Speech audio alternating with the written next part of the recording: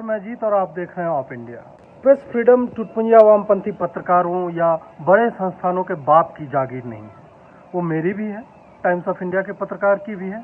और अगर अभिव्यक्ति की स्वतंत्रता जोड़ दें उसमें, तो सड़क किनारे जो भुट्टा बेच रहा है उस छोटे व्यापारी की भी है। किसी भी राज्य की पुलिस हमारे पीछे अपनी राजनीतिक मजबूरियों के कारण भले ही लग जाए, लेकिन वो हमसे खबरें डिलीट नहीं करवा सकती।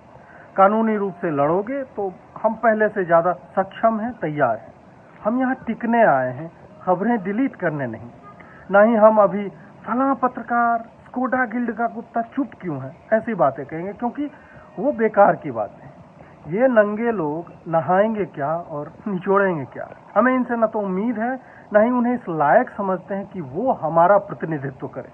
हम अपने प्रतिनिधि स्वयं हैं और हमारे टिकने से मतलब है कि हम यहाँ ठहरेंगे, अपना आकार बदलेंगे और पत्रकारिता की दिशा और दशा तय करेंगे। हमने वो समुदाय विशेष, उसकी नौटंकी बंद करवा दी है और बाकियों ने अपराधियों का अब नाम लेना शुरू कर दिया। अभी और भी बहुत कुछ बदलेगा।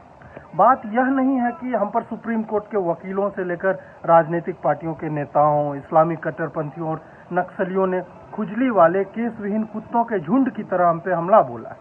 वो तो करेंगे ही, क्योंकि उनकी नग्न चमड़ी जो है हम ही ने झुलसाई है। बात यह है कि भौंकना उनकी प्रकृति है और हमारी प्रकृति है सप्तबान संधान से उनका मुख बंद करना। यह समझना कठिन नहीं है कि एक ट्वीट पर पुलिस संज्ञान क्यों लेती है और बिना कोर्ट में केस ले जाए सीधे एक खबर को डिलीट करने का निर्देश आदेश के लहजे में कि हम पुलिस बोल रहे हैं दे देती है। मीडिया और सोशल मीडिया के बीच की क्षीण होती भित्ति के कारण निजी भी सार्वजनिक हो चुका है। अतः कोई हिंदू घृणा बेचेगा या बेचेगी तो हम उस पर मुखर होकर लिखेंगे। सैकड़ों सालों से दबाई जाती आवाजें एक पूरी जनसंख्या के रूप में गूंगी रहकर सहने को विवश होती रही है। पत्रकारिता के मानदंड वो तय नहीं करेंगे जिन्होंने इतिहास और संस्कृति का शील हरण किया है। ऐसे हर मानदंड हम तोड़ेंगे क्योंकि वो जनभावना के विरोध में है। एक को प्राथमिकता और दूसरे को नीची निगाह, ये बंद होना चाहिए। सलमान को रमेश बदला हुआ नाम कहकर उसके बलात्कार को हिंदुओं के ऊपर फेंकना, मुसलमान आलिम के लिए हिंदू तांत्रिक जैसे शब्द और भगवा वस्त्रों वाला कार्टून लगाकर किस तरह की प्रस्तुति हो रही पत्रकारिता की? क्या हम यह दिखाना चाहते हैं कि एक खास मजहब अपराध नहीं करता, या हम वो ये जताना चाहते हैं कि उनके द्वारा किए गए अपराधों पर लिखना निषिद्ध है? नहीं, उन सब के नाम लिखे जाएंगे। उनके द्वारा किए अपराधों का वर्णन ऐसे होगा कि आपके सामने वो चलचित्र बनकर उभरे। उनके लव जिहाद, रेप जिहाद और बाकी अपराधों को आप देख समझ पाए। सामाजिक अपराध को सामाजिक अपराध कहेंगे और मजहबी को मजहबी। डरने से तो हम रहे। तुम लाट टपकाते लकड़बग्घों का झुंड बनकर आते रहो। हम शिकार के लिए बैठे हुए हैं, क्योंकि तुम्हारे लिए हमने जो लैंड माइन्स लगाए हैं वो विस्फोटक नहीं, सामान्य लोगों की खुली आंखें हैं। वो तुम्हारी नग्नता को देखेंगे और बचे खुचे वस्त्र भी हर लेंगे।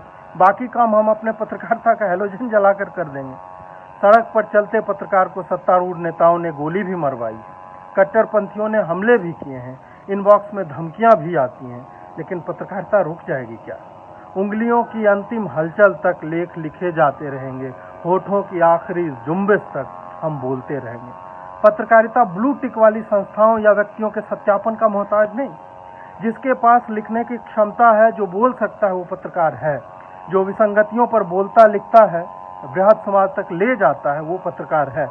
ट्विटर फेसबुक माध्यम है और गूंगे बना दिए गए लोगों की स्वरतंत्री है, वोकल कॉर्ड। ले आओ कानूनी शब्दावली से भरे दस्तावेज, ले आओ, हमें डराओ धमकाओ, पुलिस स्टेशन में 12 घंटे बिठाओ, हमारे परिवार को परेशान करो, फर्क नहीं पड़ता, क्योंकि हमें जो पढ़ते हैं सुनते हैं वो जानते हैं कि क्या हो रहा है।